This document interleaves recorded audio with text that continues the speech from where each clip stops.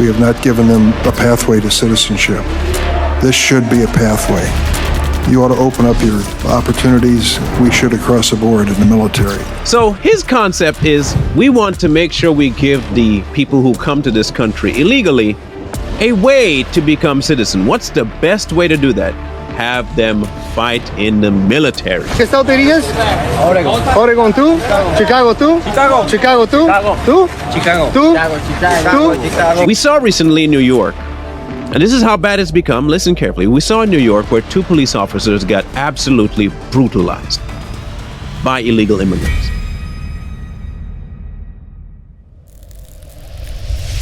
What happens when you say the quiet part out loud? Well, it's been happening a lot lately. You know why? Because they don't really think it should be the quiet part. They are bold enough to tell you everything that they're going to do. Why? You can't do nothing about it. What are you going to do? You're just going to sit back and take it.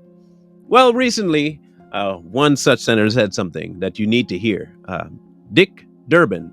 When you hear it, I think you'll be justified in your thought process that, is this man for real? Listen. We have 780,000 DACA recipients, people who are protected under DACA, many of whom want to serve this country where they grew up. There's an obstacle, Congress. We have not given them a pathway to citizenship. This should be a pathway. You ought to open up your opportunities. We should across the board in the military to dreamers and to DACA recipients who really want to serve this country and I think are genuine about it. All right. So his concept is we want to make sure we give the people who come to this country illegally a way to become citizen. What's the best way to do that? Have them fight in the military. Now, we said this, I think it's been 5 to 8 months, maybe a year ago now. Too Strong came forward and we told you what they're going to end up doing is recruiting these people to do what the American people will not do to the American people. We said this. We showed you video footage of people crossing into the country saying exactly where they're going to go. And we even showed you that there are military bases where they are going. ¿A qué estado te irías? Oregon. Oregon, ¿tú? Chicago, ¿tú? Chicago. Chicago, ¿tú? Chicago. ¿Tú? Chicago. ¿Tú? Chicago. ¿Tú? Chicago. ¿Tú? Chicago. ¿Tú? ¿Tú? ¿Tú? ¿Tú? ¿Tú? ¿Tú? Now we have them saying the quiet part of what we said would happen out loud. We're going to just have them morph into the military as a way for them to get a pathway to citizenship. Now, what happens if you bring these people into the military? They don't have any really allegiance to the people.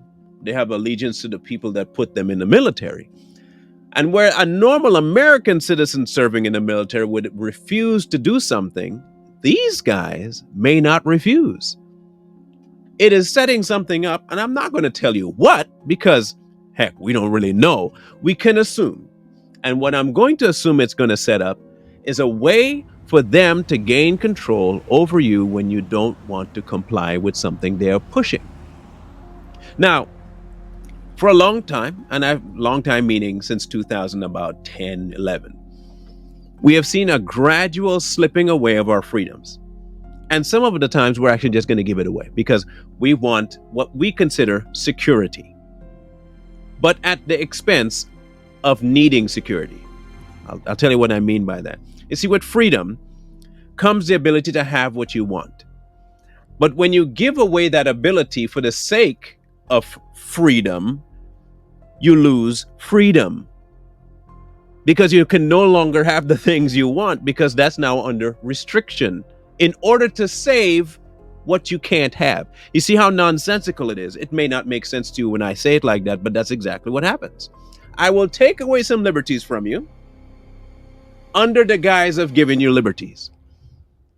Because with those liberties, you can only do so much, but I need to protect them, so I'll take them from you. It's like kids. Oh, here's a toy. Oh, but I can't have you have that toy because that toy is dangerous. It's not really dangerous. It's, you supervise the child, but it's to you, you're going to tell the child, no, I'm going to keep that for you until you're at an age where you can handle the toy. And you do that with every toy. Pretty soon the kid doesn't have any toys and you tell, but it's for your own good. That's what they do now. So here, Mr. Durbin is saying, if you guys come here illegally, you break the laws to come in, we will give you a pathway to come and become one of us to break even more laws. But it's a bigger picture than that. Tucker Carlson once said it was a displacement of the current American culture for something else. Everyone took his statements to mean, yeah, you're trying to say that we're trying to take away white culture. No, it's an American culture, which is a melting pot of everything. But when you try to isolate one for the sake of the other, you have now forsaken the whole premise of America. What we see happening is this. We are seeing a replacement. Now, we saw recently in New York, and this is how bad it's become. Listen carefully. We saw in New York where 2 police officers got absolutely brutalized by illegal immigrants. Beat up to the point where they couldn't even really retaliate. Police are asking for the public's help identifying these 4 men they say were part of a group who attacked 2 officers in the heart of Times Square Saturday afternoon.